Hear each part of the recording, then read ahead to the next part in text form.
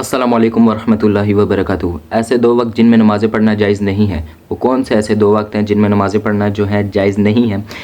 हदीस में आता है, सही बुखारी शरीफ में हदीस है कि मैं उसमें तीन चीज़ों से मतलब कि मना फरमाया गया है। एक ख़रीदो फ़रोख्त है, दो तरह की ख़रीदो फ़रोख्त और दो तरह के लिबास से, और एक ये है कि दो वक्त की नमाज से मना किया गया है, ऐसे दो वक्त की नमाज से। उसमें से हम नमाज वाला जो है टॉपिक पढ़ते हैं, मफ़हूम बता रहा हूँ हदीस का, कि जो फजर के बाद सूरज निकलने तक और असर के बाद सूरज जो है ग़रूब होने तक, यानी कि मतलब कि फ़जर के बाद इशराक तक कोई नमाज नहीं आप लोगों ने पढ़नी।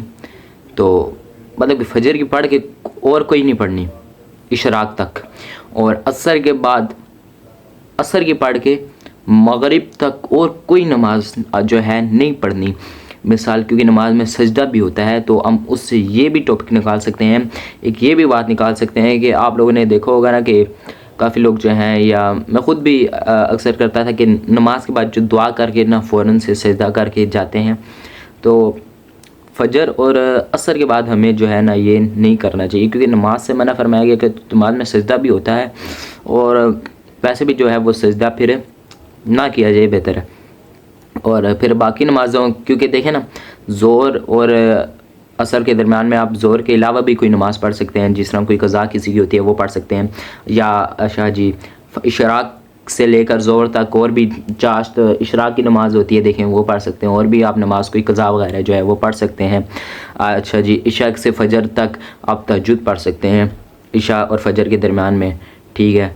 तो इसमें कोई प्रॉब्लम नहीं है, कोई मसला नहीं है, क्योंकि लेकिन जब तहज्जुद पढ़ते हैं, देखें इशा का भी वक्त बाकी होता है, इंतहाई वक्त जो है ना 3 साढ़े 3 तक होता है इशा का, तो उसमें उस दौरान आप तहज्जुद भी बीच में जो है पढ़ सकते हैं। लेकिन देखें जो फ़जर है और फ़जर और इशराक के दरमियान में आप कोई भी इशराक, इसीलिए मैं बोल रहा हूँ क्योंकि सूरज जो निकलता है इशराक के वक्त निकलता है, जो सूरज जो है ना तुलू जिस वक्त होता है, तो वो इशराक तक आप कोई भी नमाज जो है ना मतलब कि नहीं पढ़ सकते।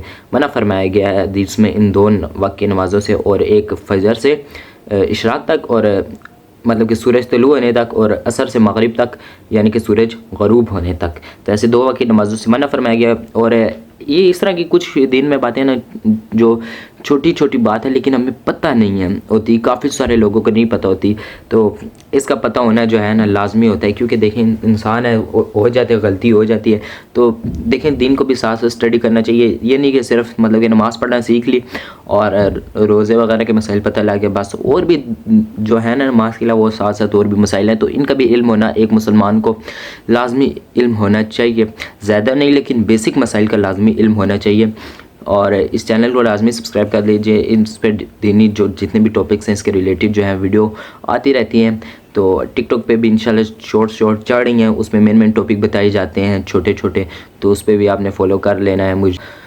इंशाल्लाह उसका लिंक मैं जल्द से जल्द डिस्क्रिप्शन में दे दूंगा, तो आपने जो है मेरा चैनल लाजमी सब्सक्राइब कर लेना। अभी यहाँ पे फ़िलहाल वीडियो का एंड करता हूँ, छोटा सा मसला था बताना जो है ज़रूरी समझे इसलिए बता दिया। मिलता हूँ अगली वीडियो में, तब तक के लिए अल्लाह हाफिज़।